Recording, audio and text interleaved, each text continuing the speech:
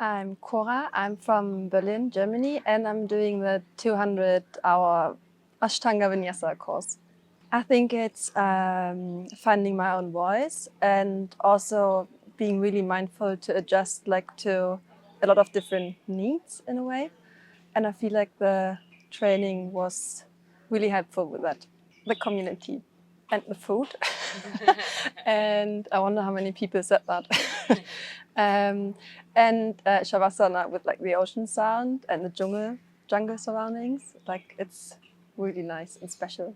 Doing the partner yoga, the eye gazing exercise. Yeah, I think it was like pretty simple but really deep in a way. Yeah, that was special.